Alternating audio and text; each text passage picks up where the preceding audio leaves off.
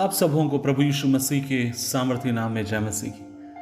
आज मेरे लिए खुशी की बात है कि आज सुबह के समय फिर से परमेश्वर के जीवित वचन से आप सबके साथ बात करना। आज के मनन का भाग हमने लिया है जो आपको मुझे मिलता है भजन संहिता 28 और उसकी 1 से लेकर आप और मैं देख सकते हैं। उसमें 9 आयतें और पूरी मैं नहीं पढ़ूंगा, लेकिन मैं उसके कुछ खास भागों को मैं पढ़ना चाहता हूँ। उसके 2 पद को 1 और 2 में पढ़ूंगा। और लिखा है भजन सैम्स नंबर 28 फ्रॉम 1 to 2। लिखा है, यहोवा मैं तुझी को पुकारूंगा, हे मेरी चट्टान मेरी सुनी अनसुनी ना कर। कहीं ऐसा ना हो कि तेरे चुप रहने से मैं कब्र में पड़े हुए के समान हो जाऊं जो मृतक लोक में चले गए। जब मैं तेरी दुहाई दूं और तेरे पवित्र स्थान की भीतरी कोठरी की ओर अपने हाथ उठाऊं तो मेरी गिड़गिड़ाहट को सुन ले। अजीजों, आप और मैं दाऊद के इस भजन को सुनते हैं। ये भजन है, ये गीत है। जैसे आज हम अलग अलग गीतों को सुनते हैं, ये हजारों साल पहले परमेश्वर की महिमा के लिए रचे गए लिखे गए गीत हैं। और जब आप और मैं दाऊद के इस गीत को सुनते हैं, हम ये बात को देखते हैं और वो ये है, वो एक छुटकारे की प्रार्थना कर रहा है और वो परमेश्वर से मदद मांग रहा है।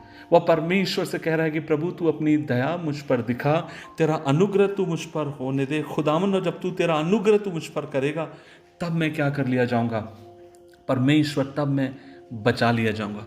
और आप और मैं देखते हैं उसकी 1 और 2 आयत में वो परमेश्वर से गिड़गिड़ा रहा है, परमेश्वर से रो रहा है, कह रहा है कि परमेश्वर आप मेरी मदद करिए, आप मुझे छुड़ाइए।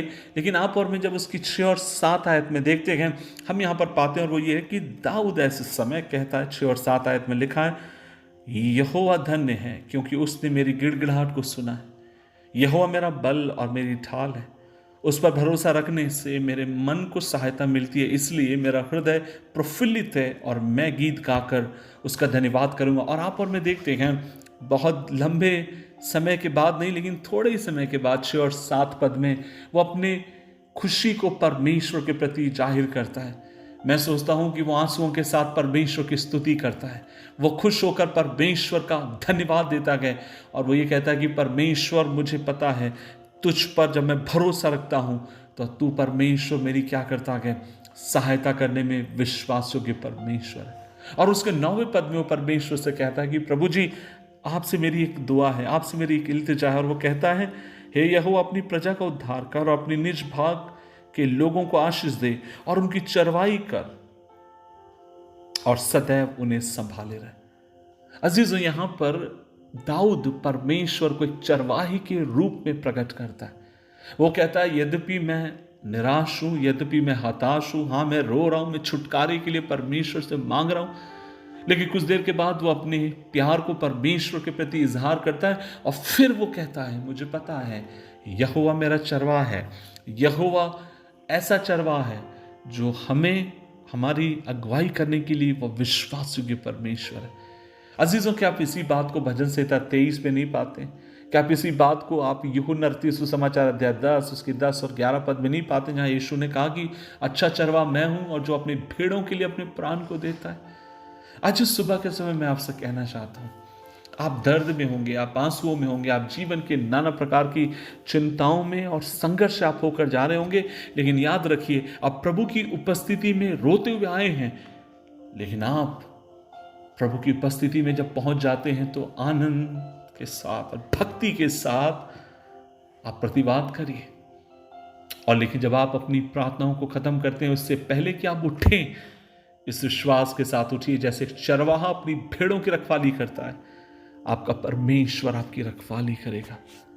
अजीजों, मैं आपसे कहना चाहता हूं कि परमेश्वर का वचन कहता है कि वो अपने लोगों का परमेश्वर है। जब हम उसके ऊपर भरोसा रखते हैं, वो हमें बचाने के लिए विश्वास योग्य है, क्योंकि प्रभु अपने बल के द्वारा आपको मुझे बचाने के लिए सामर्थी परमेश्वर है।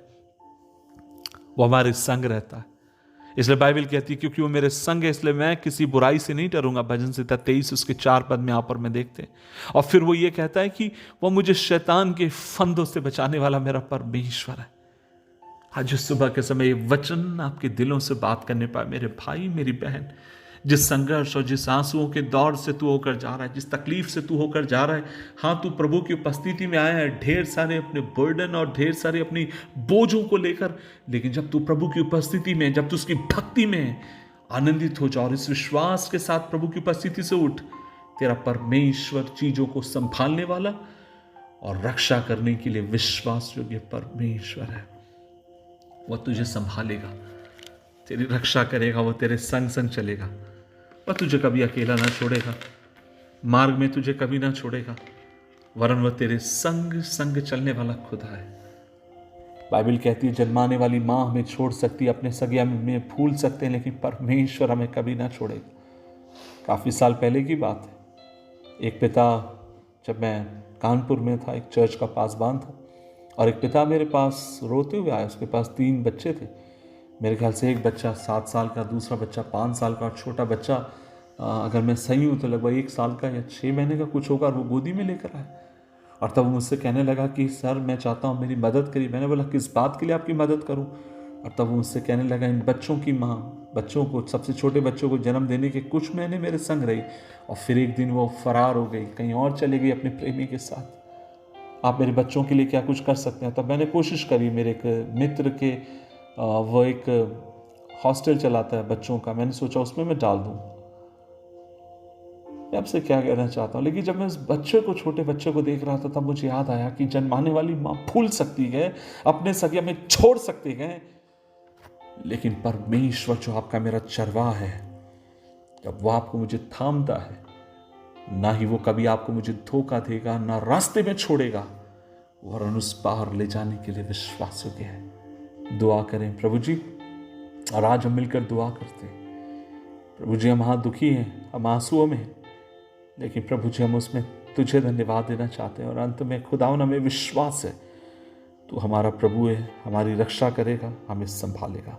यीशु के नाम में आमीन, आमीन, आमीन।